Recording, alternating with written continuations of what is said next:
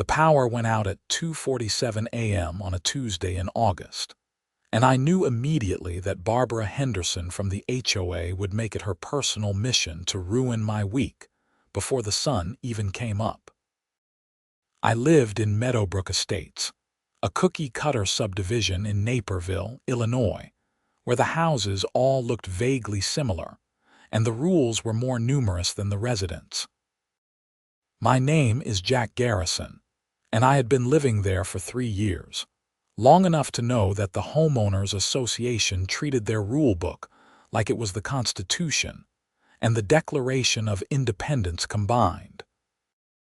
The association was run by a board of 5 people, but everyone knew Barbara Henderson was the real power behind everything. She was 52, had that asymmetrical blonde haircut that screamed entitlement, and drove a white Lexus SUV with a custom license plate that read Coween. Yes, with an A. I never asked why. When the transformer blew that night, taking out power to our entire block and 3 adjacent streets, I got out of bed and looked out my window. The whole neighborhood was dark except for scattered phone flashlights clicking on in windows. I grabbed my own phone and checked the utility company's app. Estimated restoration time was 18 to 24 hours. Great, but here is where my foresight paid off. 6 months earlier, after a winter storm knocked out power for 3 days and my basement flooded because my sump pump died, I had invested in a serious backup generator. Not one of those little portable ones that could barely run a refrigerator. I bought a Generac Guardian Series 22 kW whole house generator with automatic transfer switch. Cost me nearly 12 grand installed, but it was worth every penny for peace of mind. I went downstairs and waited. Within 30 seconds of the power cutting out, I heard the generator kick on automatically in the side yard. The hum was steady and reassuring. My lights flickered once, then came back on. The refrigerator resumed its quiet buzz. The AC kicked back in. Life continued as normal inside my house while everyone else sweltered in the August heat. I made coffee and sat down at my kitchen table, figuring I would wait until morning to see if anyone needed help. Our neighborhood had a lot of elderly residents, and I knew some of them relied on medical equipment. I was not trying to be a hero, but I am an electrical engineer by trade, so I understood systems and capacity better than most people. At 6:15 a.m., there was a knock on my door. My neighbor from across the street, an 78-year-old man named Donald Pritchard, stood there looking exhausted. "Jack, I hate to bother you," he said, "but my wife, she has a CPAP machine. We have a battery backup, but it only lasts about 4 hours. Do you think I could run an extension cord from your house? Just for the bedroom, of course," I said immediately. "Let me get you set up properly." I went to my garage and pulled out a heavy-duty 12-gauge extension cord rated for outdoor use. I helped Donald run it across the street and into his house, routing it safely so nobody would trip. His wife Martha was still sleeping, and he looked relieved when we got the CPAP plugged into my power. "You are a lifesaver, Jack. Literally," Donald said, shaking my hand. "Happy to help. Keep it running as long as you need." By 8 a.m., word had spread. My next-door neighbor Rachel Kimball came over with her 2 kids. Her youngest, a 4-year-old named Sophie, needed refrigerated medication for her epilepsy. "The pharmacist said the medicine will go bad if it gets too warm," Rachel explained, looking stressed. "I called the power company, and they are saying it might be Thursday before everything is back on. Jack, could I possibly put this in your fridge? It is just 1 bottle." "Bring your whole fridge over if you need to," I told her. "Better yet, let me run you a line. You have those kids in this heat without AC." Rachel looked like she might cry. "Are you sure? I do not want to impose." "It is not an imposition. Give me 10 minutes." I set up another heavy-duty cord to Rachel's house, routing it through her garage. I showed her how I had it connected and told her to be mindful of her load. Do not run every appliance at once, just the essentials. By noon, I had lines running to 5 houses. An elderly couple 2 doors down, the Pritchards, Rachel and her kids, and a family with a newborn baby who needed to keep formula refrigerated and run a bottle warmer. Everyone was grateful and respectful about the power usage. I monitored my generator, which was barely breaking a sweat. The 22 kW unit could handle all of this easily. That is when Barbara Henderson's white Lexus pulled into my driveway. She got out wearing white capri pants and a pink visor, sunglasses perched on her nose, carrying a leather-bound copy of the HOA covenant. I knew this confrontation was inevitable. "Jack," she said, not bothering with pleasantries, "we need to talk about your generator." "What about it?" I asked, staying calm. "Several residents have complained about the noise." As per Section 12, subsection 4 of the HOA covenant, generators are only permitted to run between the hours of 9 a.m. and 9 p.m., and only for testing purposes or approved emergencies. I stared at her. "Barbara, the power is out for the whole block. This is an emergency." "I understand that, but rules are rules. The noise ordinance exists for a reason. You need to shut it down until 9 a.m., and you cannot run it past 9 p.m. So you want me to shut off my generator during a power outage in the middle of August because of a noise ordinance? Those are the rules you agreed to when you purchased your home." I took a deep breath. "Barbara, I have neighbors with medical equipment running off this generator. I have a baby who needs refrigerated formula. I have elderly folks who will end up in the hospital with heat stroke if they do not have AC. You cannot be serious." "I am very serious. And furthermore," she flipped through her leather-bound book, "I see you have extension cords running across your front yard and the street." Section 18. Subsection 2 clearly states that no utility lines, cords, or cables may be visible from the street or cross over HOA property, which includes all streets and sidewalks. You want me to unplug my neighbors during a power outage because of an aesthetic rule about visible cables. I want you to follow the rules you agreed to, just like everyone else. My neighbor Donald had walked over during this conversation. He looked at Barbara with disbelief. "Barbara, my wife needs her medical equipment. You cannot expect Jack to shut down his generator." "I expect everyone to follow the HOA covenant, Donald. If Martha needs medical equipment, you should make appropriate arrangements through your healthcare provider. They make battery backups for a reason. We have a battery backup. It died after 4 hours. The power company says 24 hours minimum." Barbara turned back to me. "Jack, I am giving you until 9 p.m. tonight. After that, the generator needs to be shut down, and I want these extension cords removed from view immediately. If you fail to comply, the HOA will begin fining you $100 per day per violation. That is $200 per day total." She walked back to her Lexus and drove away. Donald looked at me in shock. "Is she actually serious?" "Unfortunately, yes," I said. Rachel had come out of her house and heard the whole thing. "Jack, you cannot get fined because of us. We will manage somehow." "No," I said firmly. "Nobody is disconnecting anything. Let me think." I went back inside and pulled out my copy of the HOA covenant. I read through it carefully, paying special attention to the sections Barbara had cited. She was technically correct about the generator hours and the visible cables. The covenant was ridiculously strict and had been written by a lawyer who apparently hated joy and common sense. But as I kept reading, I found something interesting in Section 31. The section dealt with community improvement projects, and stated that any homeowner could petition the board to undertake a project that benefited multiple residents.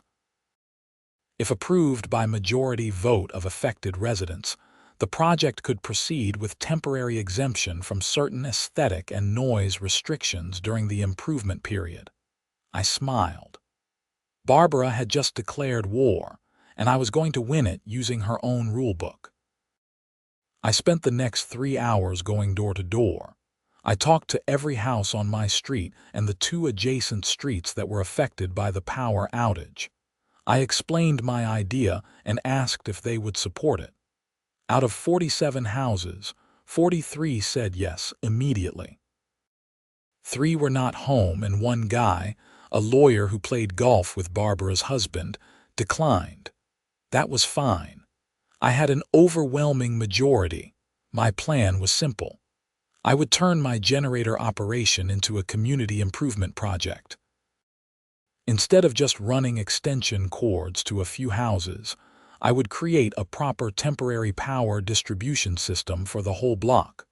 I had the technical knowledge to do it safely, and I had the capacity. My generator could handle it, but I needed to move fast. I called my buddy Marcus, who owned an electrical supply company in Aurora. "Marcus, I need a favor. A big one." "Name it." I explained the situation.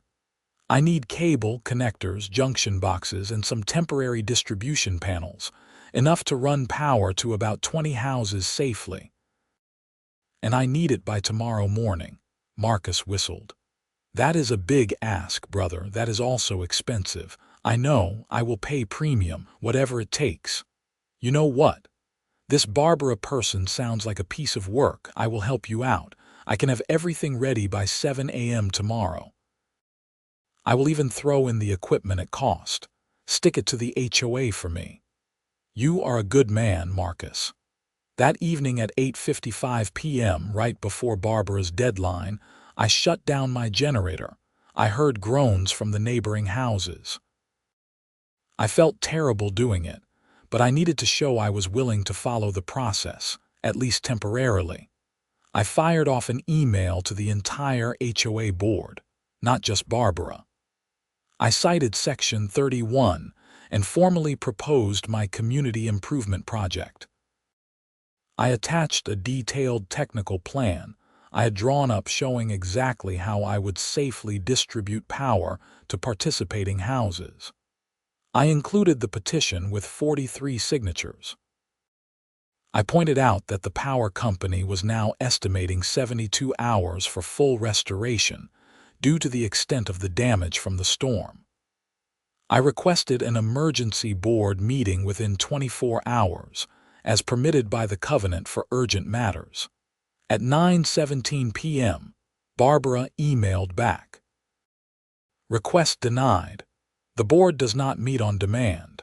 Our next scheduled meeting is in 3 weeks. At 9:19 p.m., I replied with a CC to all board members. Section 31 subsection 8 states that emergency meetings may be called by any board member when circumstances affect the health and safety of multiple residents. I am formally requesting that any board member call this meeting. I have 43 neighbors who support this project, many with legitimate health and safety concerns. A 3-week delay is unacceptable and potentially dangerous." At 9:31 p.m., a board member named Richard Torres replied, "I am calling an emergency meeting. Thursday at 6 p.m. Community Center." Motion seconded. At 9:33 p.m., another board member, Susan Yates, replied, "Seconded. Meeting is official." Barbara did not respond again that night.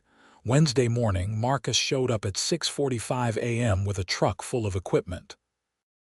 He brought heavy-duty, outdoor-rated cable, weather-resistant junction boxes, proper connectors, and even some traffic cones and cable protectors to safely run lines across sidewalks and streets. "I threw in some extra safety gear," Marcus said. "If you are going to do this, do it right.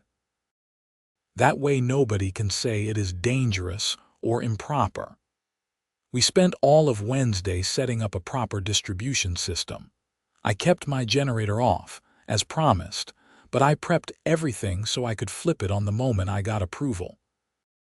I installed a main distribution panel in my garage with proper breakers and surge protection for each house I was feeding. I ran buried cable under sidewalks where possible and used reinforced cable protectors where lines had to cross the street. Every connection was weatherproof and up to code. Everything was labeled clearly. Other neighbors came out to help. Donald, despite being 78, helped mark out cable routes. Rachel organized a rotating schedule of people to bring water and food to everyone working. A younger guy named Tom, who worked in construction, helped with some of the heavier digging and installation. It became a real community effort. By Wednesday evening, I had a system ready to power 22 houses safely and properly. The whole setup looked professional and organized. More importantly, everything was done to proper electrical code. I documented everything with photos and technical specifications. Thursday evening, the community center was packed. Every seat was filled and people lined the walls. The entire affected area showed up, plus a bunch of other residents who had heard about the drama. Barbara sat at the head table with the 4 other board members looking supremely confident. She opened the meeting. We are here to discuss Jack Garrison's request to operate a generator in violation of established HOA covenants. Before we begin, I want to remind everyone that rules exist for good reasons. We cannot simply abandon our standards every time there is an inconvenience. Richard Torres, the board member who had called the meeting, held up his hand. Barbara, he is not asking to violate the covenant. He is using the Community Improvement Project provision, which is specifically designed for situations like this. There is nothing in Section 31 about generators, Barbara shot back. I stood up. May I address the board? Barbara looked annoyed but nodded. I walked to the front and connected my laptop to the projector. I had prepared a full presentation. I am not just asking to run my generator. I am proposing a temporary community power distribution system that will provide emergency power to 22 houses currently without electricity. I have technical schematics, safety documentation, and 43 signatures from affected residents supporting this project. I clicked through my slides, showing the professional installation, the safety features, the load calculations, everything. I showed photos of the setup, all neat and organized. This is not some guy running extension cords to his buddies. This is a legitimate, safe, code-compliant temporary power system that will help our neighbors during an emergency. The power company is now saying possibly 5 more days for full restoration because they found additional transformer damage. We have elderly residents, people with medical needs, and families with young children who need help. I pulled up a slide with the relevant section of the covenant. Section 31 clearly allows for community improvement projects with majority support from affected residents. I have that support. The project is temporary, lasting only until main power is restored, and I am covering all costs myself. I am not asking the HOA or anyone else to pay for anything.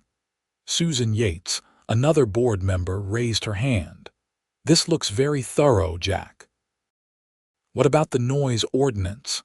My generator is rated at 60 decibels at 25 feet, which is about the volume of a normal conversation. It is quieter than a lawnmower, which we are all allowed to run during the day. Modern whole house generators are designed to be neighborhood friendly. And it is located on the side of my property with maximum distance from neighboring bedrooms. Barbara cut in. That is not the point. The covenant specifically restricts generator operation hours. Richard Torres looked at her. Barbara, The covenant also specifically allows for community improvement projects with temporary exemption from restrictions. That is literally what Section 31 says. I wrote the noise ordinance section myself, Barbara said, her voice rising. The intent was clearly to prevent exactly this kind of situation. But the intent of Section 31 was to allow neighbors to help each other during emergencies, Susan said. And this is absolutely an emergency. We have people with serious needs here. An elderly woman in the audience stood up. May I say something? Barbara looked like she wanted to refuse, but Richard nodded. Of course, Mrs. Chen. My name is Dorothy Chen. I live at 847 Maple Drive. I am 84 years old and I have a pacemaker. My doctor told me that extreme heat is dangerous for me. Without air conditioning in this weather, I am at serious risk. My daughter wanted me to go stay with her in Schaumburg, but I have lived in my house for 32 years. I should not have to leave my home because the HOA cares more about noise rules than whether I live or die. There was a murmur of agreement from the crowd. Another man stood. I am Tom Reeves. My wife just had surgery last week. She is on pain medication that needs refrigeration. Jack's system would help us enormously. I do not understand why we are even debating this. One by one, people stood up and shared their stories. The family with the baby. Rachel and her daughter's epilepsy medication. Donald and his wife's CPAP machine. A woman with a home-based business who was losing thousands of dollars in inventory. A teenager who had been using her car to charge her laptop so she could finish college applications before the deadline. After 40 minutes of testimonials, Richard Torres called for a vote. All in favor of approving Jack's community improvement project as proposed, with temporary exemption from generator operation hours and visible cable restrictions, until main power is restored. Susan Yates raised her hand. In favor. Richard raised his hand. In favor. A third board member, an older man named Harold Kim, raised his hand. In favor. That was 3 votes. They only needed a majority of the 5-member board. Barbara's face went red. This is insane. You are all making a huge mistake. The 5th board member, a younger woman named Amanda Foster, had been quiet the whole meeting. She finally spoke. Barbara, I have listened to everything, and I think this is exactly what Section 31 was designed for. Communities helping communities. I vote in favor. 4-1. I had won. Barbara slammed her leather binder shut. This is not over. I will be reviewing every single aspect of this project, and the moment I find one violation, one safety issue, one problem, I will shut it down and fine you into bankruptcy. That is fine, I said calmly. Everything is documented and up to code. You are welcome to inspect it any time. I went home that night and powered up my generator. Within minutes, lights started coming on across the neighborhood. I heard cheers from a few houses. Rachel brought over cookies her kids had made. Donald shook my hand again, his eyes getting a bit watery. It felt good to help people. Over the next 3 days, my little power grid hummed along perfectly. I monitored everything carefully, making sure no one overloaded their circuit. I set up a simple system where people could text me if they had issues, and I was usually able to troubleshoot remotely or with a quick visit. The whole neighborhood came together. People checked on each other, shared food from fridges before it went bad, and generally acted like actual neighbors instead of strangers who happened to live near each other. On Sunday morning, the power company finally restored main power. I systematically shut down my distribution system, disconnecting each house safely and testing that their main power was working properly. People thanked me all day as I collected my equipment. I figured that was the end of it. I was wrong. On Monday afternoon, I received a certified letter from the HOA. Inside was a notice that I was being fined $1,500 for unauthorized modifications to common areas because my cable runs had crossed HOA property without proper permits. There was also a fine for $500 for creating a public nuisance, and another $1,000 fine for commercial activity in a residential zone because apparently helping my neighbors somehow counted as running a business. $3,000 in fines for helping people during a power outage. I called Richard Torres. "Did you know about this?" "Just found out," he said, sounding angry. "Barbara sent these out without consulting the rest of the board. She is claiming these are administrative fines she is authorized to levy as HOA president." "Can she do that?" "Technically, yes, for certain violations. But this is a huge stretch, and it goes against the spirit of what we voted to approve. I am calling another board meeting to address this." That meeting happened Wednesday evening. Once again, the community center was packed, but this time the energy was different. People were angry. Barbara opened the meeting looking smug. "We are here to discuss the fines levied against Jack Garrison for HOA violations." Richard cut her off immediately. "We are here because you violated board procedures. Fines of this magnitude require board approval. You do not have unilateral authority to levy $3,000 in penalties." "I have authority to enforce the covenant," Barbara said. "You have authority to issue warnings and small administrative fines, typically under $200. Anything larger requires a board vote. You know this, Barbara." Susan Yates pulled out her own copy of the HOA bylaws. "Richard is correct. Section 47, subsection 3. Fines exceeding $200 require majority board approval. These fines are invalid." Barbara's face flushed. "Fine. Then I am calling for a board vote right now. All in favor of upholding these fines." Only Barbara raised her hand. "Motion fails," Richard said. "The fines are rescinded." I should have felt relief, but I could see Barbara was spiraling.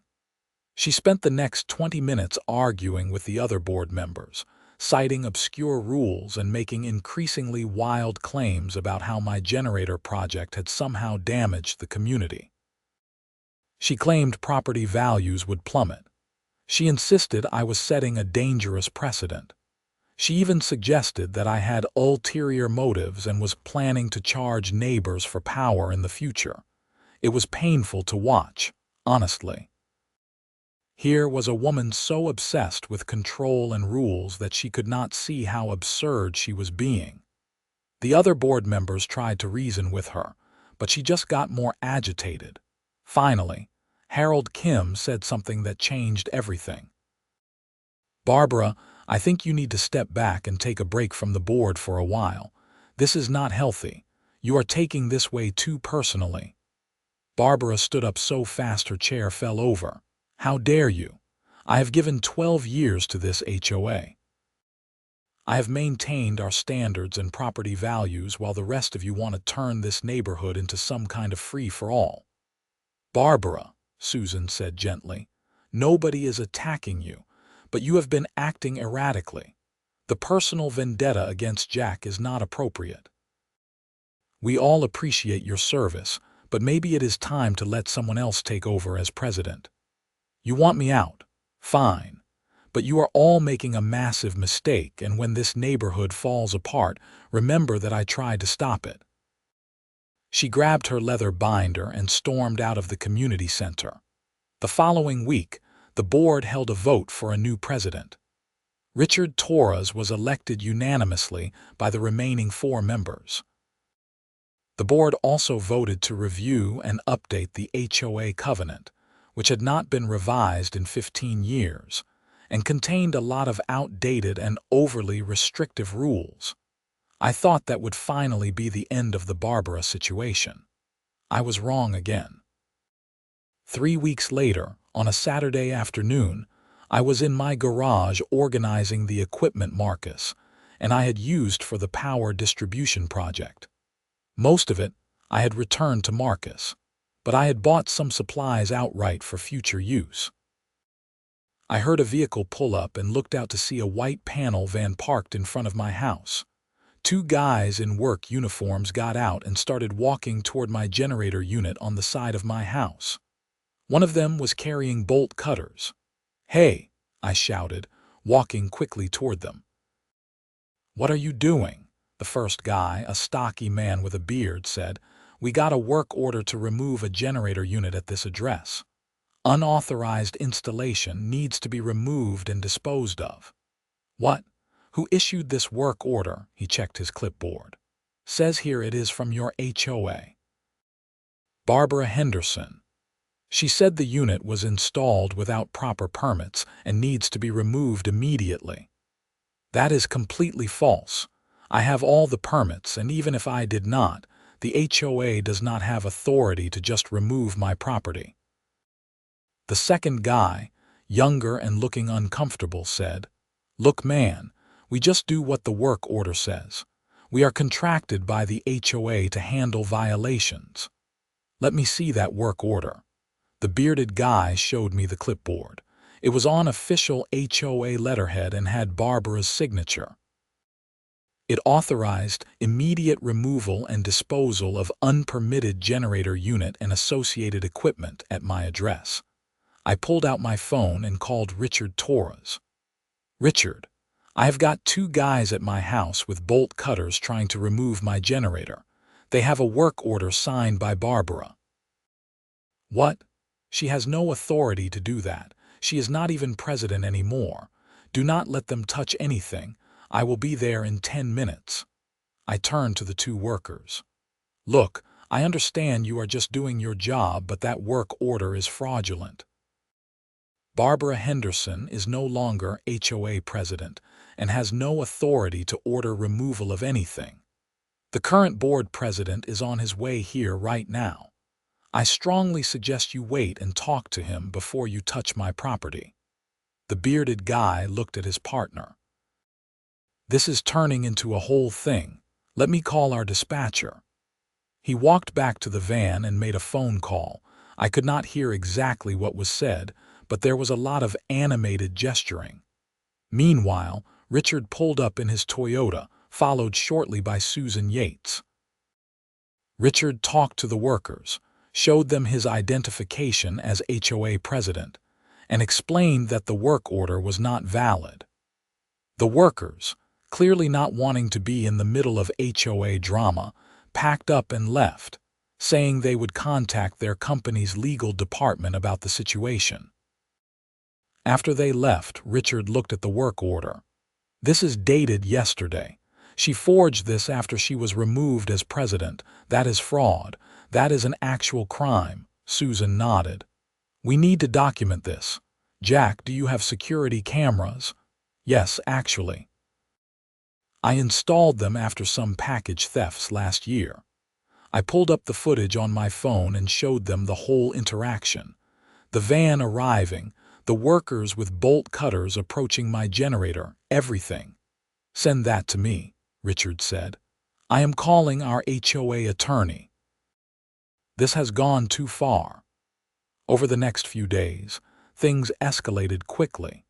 The HOA attorney sent Barbara a cease and desist letter demanding she stop impersonating an HOA official and interfering with homeowners. Barbara's response was to send out a mass email to the entire neighborhood claiming that the board had staged a coup and that she was still the legitimate president. Then things got weird. On Wednesday evening, my generator would not start. I went outside to check on it and found that someone had poured sugar into the fuel tank. The unit was effectively destroyed. Sugar in a fuel system is catastrophic for engines. I was looking at thousands of dollars in damage. I called the police this time, not just the HOA. A Naperville police officer named Detective Sarah Martinez came out to take a report. I showed her my security footage. At 3:47 a.m. that morning, a figure in dark clothing and a hood had approached my generator and poured something into it from a container. The footage was not clear enough to identify the person definitively, but the figure moved like a woman, and the vehicle parked down the street looked an awful lot like a white Lexus. "I cannot arrest anyone based on this footage alone," Detective Martinez said, "but I can follow up." "Do you have any other evidence or witnesses?" "Not direct witnesses, but I can show you a pattern of behavior." I explained the whole situation, showed her the fraudulent work order, the fines, all of it. Detective Martinez took notes. "I will be honest with you, Mr. Garrison. HOA disputes usually do not rise to criminal matters, but the fake work order is concerning, and vandalism is definitely a crime. Let me do some investigating." 2 days later, Detective Martinez called me. "Mr. Garrison, I would like you to come down to the station. I have some information to share." At the police station, she showed me something I did not expect. "We pulled security footage from a traffic camera 2 blocks from your house. At 3:39 a.m. on the night your generator was vandalized, this vehicle drove past heading toward your street." She showed me the image. It was a white Lexus SUV with a custom license plate, Coween. We also have footage of the same vehicle leaving the area at 3:52 a.m., and I spoke with one of your neighbors, a Mr. Pritchard, who happened to be awake that night because of back pain. He looked out his window and saw a white Lexus parked on your street around that time. He thought it was odd but did not think much of it until I asked him. "So you have Barbara dead to rights," I said. "Not quite. We have her vehicle in the area, but we do not have footage of her actually vandalizing your property. Your home security footage shows the person, but we cannot make a positive identification. However, I have enough for a search warrant. A judge agreed this morning." That afternoon, police executed a search warrant on Barbara Henderson's home. In her garage, they found a container of sugar that tested positive for diesel fuel residue. They also found a detailed journal where Barbara had documented her entire campaign against me, including entries that said things like, "Jack Garrison is destroying this neighborhood, and if the board will not stop him, I will have to take matters into my own hands." The journal entry from the night of the vandalism was particularly damning. "Took care of the generator problem. Nobody disrespects the HOA covenant on my watch." Barbara Henderson was arrested and charged with criminal mischief in the 3rd degree, filing a false document, and harassment. The criminal mischief charge was elevated because the damage exceeded $2,000. The fallout was intense. The neighborhood Facebook group exploded with discussion. Some people defended Barbara, saying she had been a dedicated board member for years, and this was out of character. Others, particularly those I had helped during the power outage, were firmly on my side. A few people admitted that Barbara had targeted them in the past over minor violations, and they were glad someone had finally stood up to her. Barbara's husband, a quiet man named Gerald, who I had maybe spoken to twice in 3 years, posted a public apology on the neighborhood page. He said Barbara had been under tremendous stress and that she would be seeking help. He also offered to pay for my generator repairs, which I appreciated but felt conflicted about. None of this was Gerald's fault. The criminal case moved through the system over the next several months. Barbara's attorney tried to argue that the journal entries were just venting and did not prove she actually vandalized my generator. But the combination of the traffic camera footage, the diesel-contaminated sugar in her garage, the witness testimony from Donald, and her own written confession was overwhelming. In January, Barbara took a plea deal. She pleaded guilty to criminal mischief and filing a false document. The harassment charge was dropped as part of the deal. She was sentenced to 120 hours of community service, 2 years of probation, and ordered to pay restitution for my generator repair, which came to $4,200. She also resigned from the HOA board permanently and signed an agreement not to run for any board position in the future. The HOA itself underwent major changes. Richard Torres proved to be an excellent president. Under his leadership, the board revised the covenant, eliminating or relaxing about 30% of the most restrictive rules. The generator restrictions were completely removed, replaced with reasonable noise guidelines that applied to all outdoor equipment equally. The rule about visible cables was updated to allow temporary utility work during emergencies. Most significantly, the board established a formal Community Emergency Preparedness Committee. After my experience providing power to the neighborhood, several residents wanted to create a better system for mutual aid during disasters. We developed a neighborhood emergency plan that identified residents with useful equipment like generators, identified those with medical needs who should be prioritized during outages, and created a communication tree for emergencies.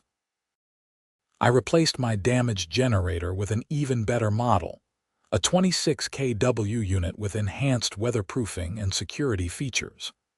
This time, I also installed a proper locking cage around it with motion-sensing floodlights. The HOA board actually approved a matching grant program to help other residents install backup generators, reasoning that more distributed power resources would benefit everyone. Marcus, my electrician buddy, ended up doing a booming business installing generators throughout Meadowbrook Estates. He gave me a nice finder's fee for all the referrals, which I put toward establishing a neighborhood emergency supply cache. We kept it in the community center with basic items like flashlights, batteries, first aid supplies, and emergency food and water. The power outage that started this whole mess turned out to be caused by a microburst storm system that meteorologists said was increasingly common due to changing weather patterns. The following summer, we had 2 more significant outages, each lasting more than 24 hours. Both times, the neighborhood emergency plan worked beautifully. Multiple houses with generators shared power with neighbors. The communication tree meant everyone knew who needed help and who could provide it. What could have been miserable experiences turned into almost block party-like situations, with neighbors grilling food together that would have spoiled anyway and kids running between houses like it was an adventure. Rachel's daughter Sophie, the little girl with epilepsy whose medication started this whole thing, is now 8 years old. She made me a drawing that hangs in my garage to this day. It shows houses with power lines connecting them like a spiderweb, with a big smiley sun overhead. At the bottom, in crayon, it says, "Thank you, Jack, for helping my mommy." Donald Pritchard, who is now 82, still waves at me every morning when I leave for work. His wife, Martha, sends over cookies periodically. They told me several times that the CPAP power that night might have literally saved her life, and they would never forget it. Barbara Henderson moved out of Meadowbrook Estates about 6 months after her conviction.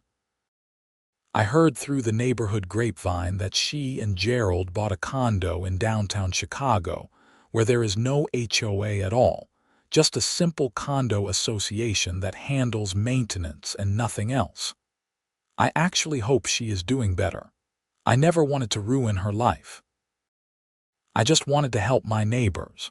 The whole experience taught me something important about communities. Rules have their place. HOAs exist for legitimate reasons, and some structure is necessary when you have dozens or hundreds of families living in close proximity. But rules should serve people, not the other way around. The moment the rules become more important than the well-being of actual human beings, something has gone terribly wrong. It also taught me about the power of ordinary people to make a difference. I am not a hero or an activist. I am just an electrical engineer who bought a generator and wanted to help some neighbors during a power outage. But by standing up to an unreasonable authority and doing the right thing, even when it was difficult, I helped create positive change for an entire community. The Meadowbrook Estates, HOA, is now regularly cited in local news articles as an example of how community associations should operate. We have become a model for neighboring subdivisions looking to reform their own governance. Richard Torres has given presentations at regional HOA conferences about community-focused leadership. Our Emergency Preparedness Committee has been copied by at least a dozen other neighborhoods in the area. Last month, we had another power outage, this time from a winter ice storm. My generator kicked on automatically like always. Within an hour, I had a text message chain going with 6 other neighbors who also now have generators. We coordinated our coverage, made sure every house that needed power could get it from someone, and had the whole block taken care of before lunch. It was seamless and beautiful. That evening, as I sat in my warm, well-lit living room while ice accumulated outside, I reflected on how far we had come from that night in August when a transformer blew and Barbara Henderson decided to declare war over a noise ordinance. That single event had transformed an entire community. My phone buzzed with another message in the neighborhood group chat. It was from Tom Reeves, the guy whose wife had surgery during that first outage. Just wanted to say thanks to everyone sharing power tonight. This is what community is supposed to look like. Jack, you started something really special when you decided to help people instead of just following bad rules. We are all better off because you had the guts to do the right thing. Several other people chimed in with agreement and gratitude. I felt a warmth that had nothing to do with my functioning furnace. I never expected that buying a generator would lead to changing an entire HOA, making genuine friendships with my neighbors, or becoming some kind of accidental community organizer. I certainly never expected it would lead to someone getting arrested. Life is strange that way, but I would do it all again in a heartbeat. Because at the end of the day, we are not just homeowners forced to live near each other by circumstance and mortgage. We are neighbors, and that word should actually mean something. It should mean looking out for each other. It should mean helping when help is needed. It should mean standing up when rules stop making sense. The HOA tried to ban my generator during outages, so I powered the whole block instead. And in doing so, I helped power something much more important than lights and refrigerators. I helped power a sense of real community that had been dormant in Meadowbrook Estates for years. These days, Meadowbrook Estates is not just a subdivision with nice houses and maintained lawns. It is a real neighborhood where people know each other, help each other, and look out for each other. We have neighborhood barbecues in the summer. We have a lending library in the community center. We have a tools sharing program so people do not all need to buy expensive equipment they use once a year. We have volunteer snow clearing teams for elderly residents in winter. None of that existed before the Great Generator War, as it has been jokingly called. But all of it grew from that one decision to help my neighbors. Consequences be damned. As I finish writing this story, it is now almost 2 years since that first power outage. The Generac 26 kW generator sitting in my side yard, protected by its security cage, has become something of a neighborhood landmark. New residents are told about it during the informal welcome process. That is Jack's place. If you ever need help, especially during an outage, he is your guy. I am not trying to be anyone's hero. I am just a guy with a generator and a belief that people matter more than rules. But if that makes me the neighborhood's unofficial guardian of electricity during emergencies, I am okay with that. It is a better legacy than a perfectly manicured lawn and strict covenant compliance would ever be. Barbara Henderson unknowingly did me a favor when she tried to shut down my generator that August morning. She forced me to engage with my community in a way I never had before. She made me fight for what was right. And in fighting, I discovered that most people, when given the choice between arbitrary rules and helping each other, will choose helping every time. The generator still kicks on automatically whenever the power goes out. But now, it is not just my generator. In a very real sense, it belongs to the whole block. It is our generator, our insurance policy, our safety net.